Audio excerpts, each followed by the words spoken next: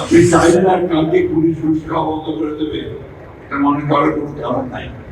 জনগণের প্রতিনিধি আমরা নির্বাচন করতে গেলে বলে যাবে বিএনপি শুধু নির্বাচন চাই, নির্বাচন কেন চাই সেদিকে ভালো করে দেবে, অবকাশই নাই।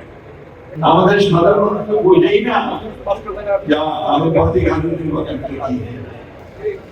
দীর্ঘ 15 বছর অত্যাচার নির্যাতন করে এই গণতন্ত্রকামী যে রাজনৈতিক দল তাদের স্ট্রাকচার অর্থনীতিকে ধ্বংস করেছে।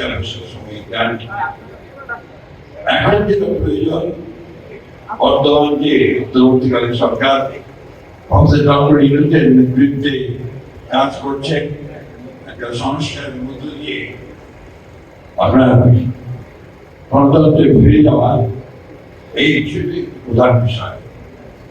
আমরা এটা আগেই বলতে করেছিলাম। বিএনপি বিশেষ করে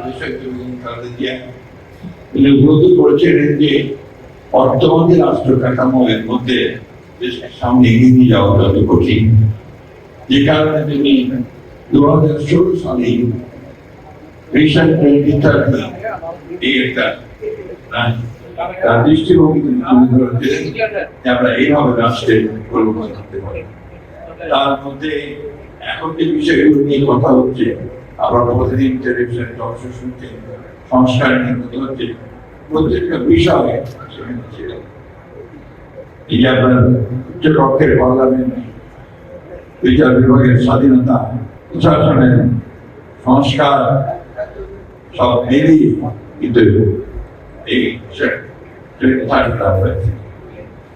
একইভাবে আমাদের নেতা যেমন তারেক রহমান সাহেব, তিনি 2022 সাল 31 দফা কর্মসূচি দিয়েছিলেন, আমূল রাজনৈতিক অর্থনৈতিক পরিকল্পনার কথা বলা হয়েছে।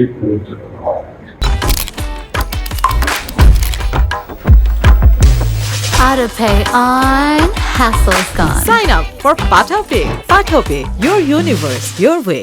এখন রাতারাতি সম্ভব না। অনেকে মনে করছেন যে কয়েকজন লোক সংস্কার যারা করছেন তারা অতটা বৈঠক করে আপনার সংস্কারের কাছে বিষয় নিয়ে জনগণকে এগিয়ে দিলেন, আমি সংস্কার হয়ে গেল। যেভাবে সংস্কার হয় না, সংস্কার হতে হবে একটা প্রক্রিয়ার মধ্য দিয়ে। আপনি চাইলেন আর কালকে পুলিশ ঘুষ খাওয়া বন্ধ করে দেবে, এটা মনে করার কোনো কারণ নাই। স্ট্রাকচারটা তৈরি করতে হবে এমন ভাবে যাতে করে সে ঘুষ হয়। একইভাবে আমাদের যে আমলাতন্ত্র, এই আমলাতন্ত্র এটা আমাদের উন্নয়নের পথে একটা বড় বাধা।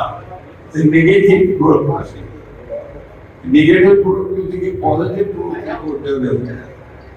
তার জন্য যা যা করা দরকার, মূল রাজনীতি জনগণের সঙ্গে সম্পৃক্ত করা, সেই বিষয়গুলো করতে হবে। অর্থাৎ রাজনৈতিক লক্ষ্য হওয়া উচিত জনগণের কাছে চলে যাওয়া, জনগণের কাছ থেকে তাদের কি প্রয়োজন শিক্ষা করতে সেটাকে নিয়ে এসে আমরা দেশ পরিচালনা করা হবে। এখন জনগণের প্রতিনিধি আমরা নির্বাচন করতে গেলে বলে যাবে বিএনপি শুধু নির্বাচন চাই, নির্বাচন কেন চাই সেদিকে ভালো করে দেবে, অবকাশই নাই। নির্বাচন না হলে আমি প্রতিনিধি নির্বাচন করবো, আর প্রতিনিধি নির্বাচন না হলে সে পার্লামেন্টে যাবে কি করবে?